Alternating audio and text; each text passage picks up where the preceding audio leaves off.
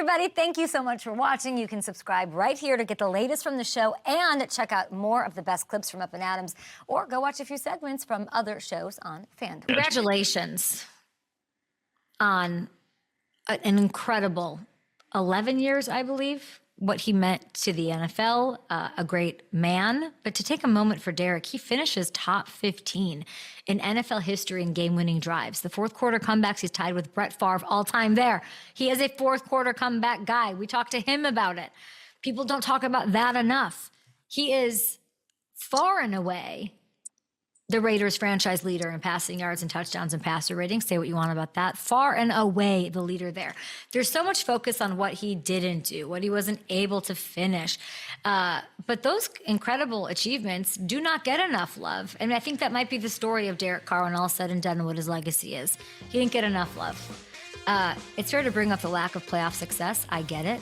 I always think about 2016 when he popped on that scene. He was carving out an MVP campaign. I remember exactly where I was every morning talking about it and beating the table for it.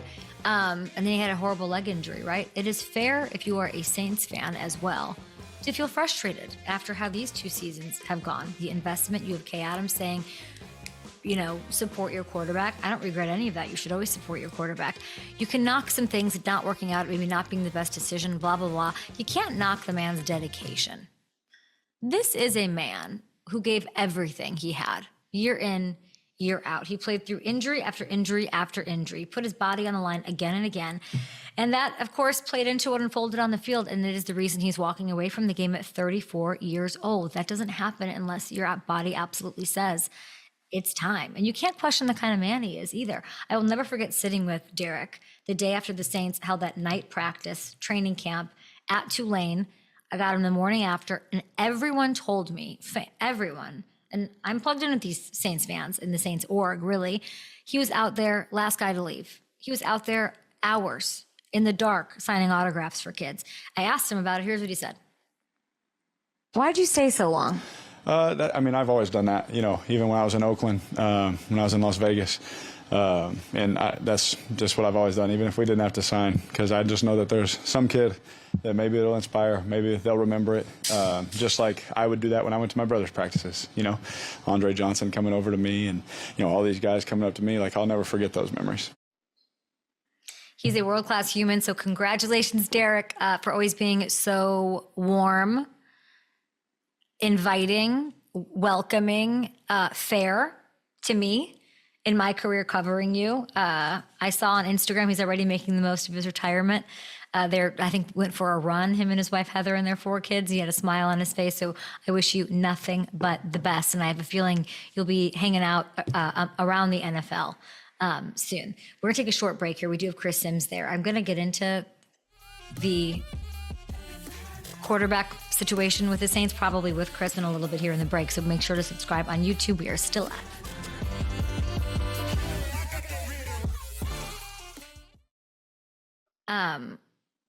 Okay, so Derek decides to restructure earlier this offseason and then retire, and that's going to save the Saints over $40 million against the cap, people, over the next 2 years.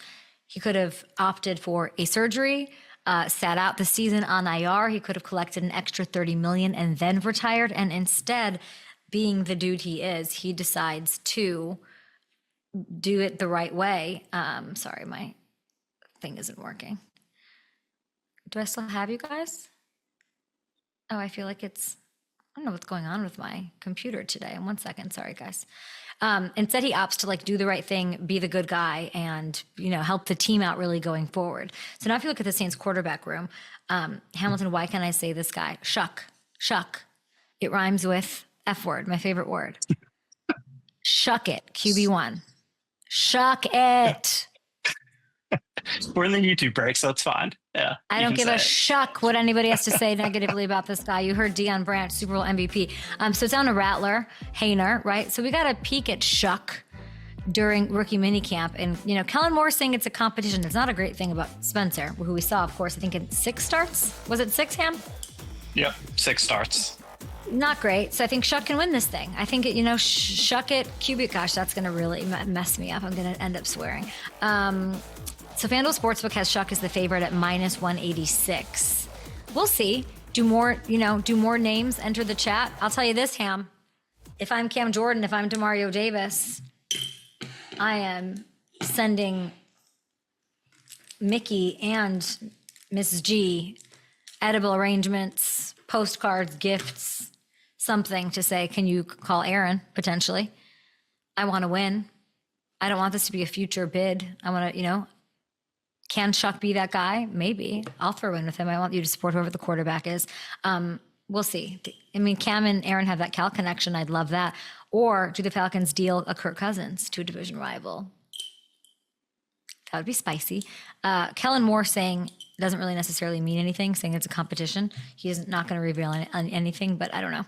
If you look at the odds here, the Saints have dropped to here. This is interesting. The Saints have dropped to plus 900 to win the NFC South over on FanDuel Sportsbook.